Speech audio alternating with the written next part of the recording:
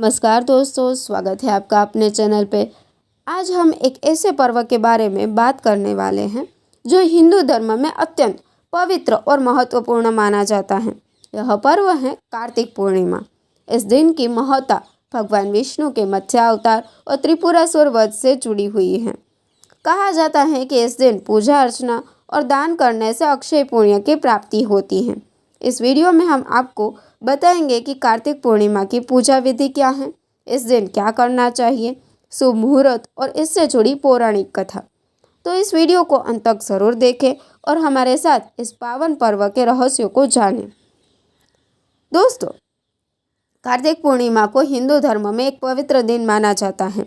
इस दिन को देव दीपावली के नाम से भी जाना जाता है, क्योंकि यह माना जाता है कि इस दिन देवता स्वर्ग से पृथ्वी पर उतरते हैं और गंगा नदी में स्नान करते हैं।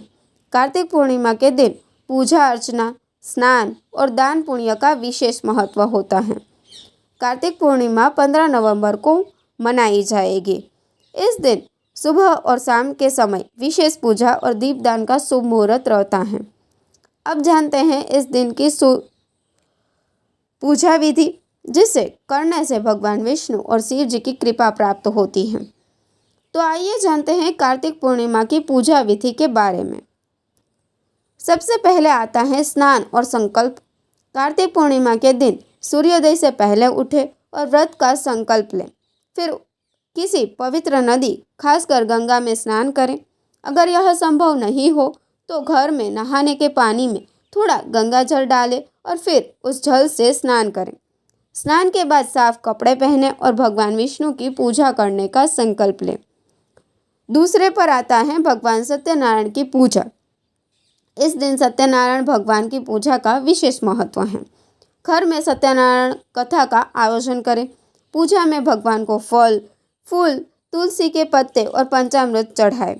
पूजा के अंत में आरती करें और परिवार के सभी सदस्यों के साथ प्रसाद ग्रहण करें। तीसरे नंबर पर आता है दान का महत्व। इस दिन गौ, बैल, हाथी, घोड़ा, रथ या घी का दान करना अत्यंत शुभ माना जाता है। साथ ही ज़रूरतमंदों को भोजन कराना और वस्त्र दान करना भी विशेष फलदायी माना जाता है।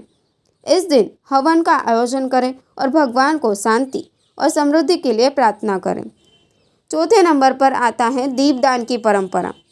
कार्तिक पूर्णिमा की शाम को यमुना या किसी अन्य नदी पर स्नान के बाद राधा कृष्ण का पूजन करें और दीपदान करें। मान्यता है कि इस दिन दीप जलाने से माँ लक्ष्मी की विशेष कृपा प्राप्त होती है और घर में धन धान्य और समृद्धि आती है। आइए जानते हैं कि इस दिन कौन कौन से विशेष कार्य करने चाहिए ताकि पुण्य और आशीर्वाद की प्राप्ति हो। सबसे पहले आता है रात्रि जागरण का महत्व। कार्तिक पूर्णिमा की रात को जागरण करने का विशेष महत्व है। ऐसी मान्यता है कि इस दिन जागरण करने से भगवान का आशीर्वाद मिलता है और जीवन में सुख समृद्धि आती है। दूसरे नंबर पर आता है सत्यनारायण कथा का आयोजन। इस दिन सत्यनारायण भगवान की कथा का आयोजन करना घर की सुख, शांति और समृद्धि के लिए अत्यंत शुभ माना जाता है। भगवान की कथा सुनने और आरती करने से परिवार में सकारात्मक ऊर्जा का संचार होता है। तीसरे नंबर पर आता है भोग और प्रसाद का वितरण।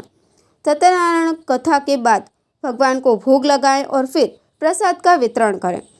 मान्यता है कि इस दिन भक्तिपूर्वक भगवान को भोग अर्पण करने से सभी इच्छाओं की पूर्ति होती है। चौथे नंबर पर आता है दीप जलाना। कार्तिक पूर्णिमा पर दीपदान का भी विशेष महत्व है। घर के मुख्य दरवाजे और आंगन में दीप जलाएं। माना जाता है कि इस दिन दीप जलाने से माता लक्ष्मी प्रसन्न होती हैं और परिवार पर अपनी कृपा बरसाती हैं। अब आपको बताते हैं कार्तिक पूर्णिमा से जुड़ी एक अद्भुत और रोचक पौराणिक कथा। यह कथा है त्रिपुरासुर वध की। त्रिपुरासुर 3 राक्षसों का एक समूह था। तारकाक्ष, कमलाक्ष और विद्युन्माली।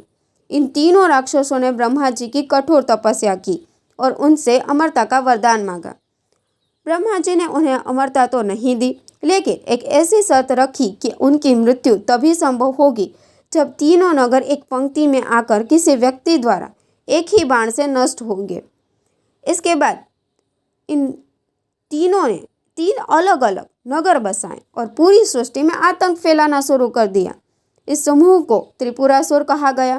त्रिपुरासुर के उत्पात से त्रस्त होकर देवता भगवान शिव की शरण में पहुंचे। भगवान शिव ने देवताओं को सुनकर वचन दिया कि वे त्रिपुरासुर का वध करेंगे, लेकिन उन्हें इसके लिए एक विशेष रथ की आवश्यकता होगी जो असंभव था। इसके लिए पृथ्वी को रथ, सूर्य और चंद्रमा को पहिए, विष्णु भगवान को बाण और मेरु पर्वत को धनुष बनाया गया। भगवान शिव उस रथ पर सवार हुए और पाशुपत अस्त्र का संधान करके तीनों नगरों को एक पंक्ति में आने का आदेश दिया। जब अभिजीत नक्षत्र में तीनों नगर एक पंक्ति में आए तो भगवान शिव ने अपने बाण से तीनों नगरों को नष्ट कर दिया और त्रिपुरासुर का अंत हुआ। जिस दिन त्रिपुरासुर का अंत हुआ वह दिन कार्तिक पूर्णिमा का था। तभी से इस दिन को त्रिपुरासुर वध और भगवान शिव के त्रिपुरांतक स्वरूप के रूप से मनाया जाने लगा। भगवान शिव ने देवताओं और ऋषि मुनियों को त्रिपुरासुर के आतंक से मुक्त किया और यह दिन एक महान विजय के रूप में मनाया जाने लगा। तो दोस्तों, ये थी कार्तिक पूर्णिमा की पूजा विधि, इस दिन के महत्व और उससे जुड़ी पौराणिक कथा की पूरी जानकारी। इस दिन की परंपराओं का पालन करके आप भगवान विष्णु और शिव जी की विशेष कृपा प्राप्त कर सकते हैं और अपने जीवन में सुख, शांति और समृद्धि ला सकते हैं। अगर आपको यह वीडियो जानकारीपूर्ण लगा हो तो इसे लाइक और शेयर ज़रूर करें ताकि और भी लोग इस पवित्र पर्व का महत्व समझ सकें। हमारे चैनल को सब्सक्राइब करना न भूलें ताकि आपको इसी तरह की धार्मिक और रोचक जानकारियाँ मिलती रहें। धन्यवाद। फिर मिलते हैं एक नए वीडियो के साथ। तब तक के लिए हर हर महादेव।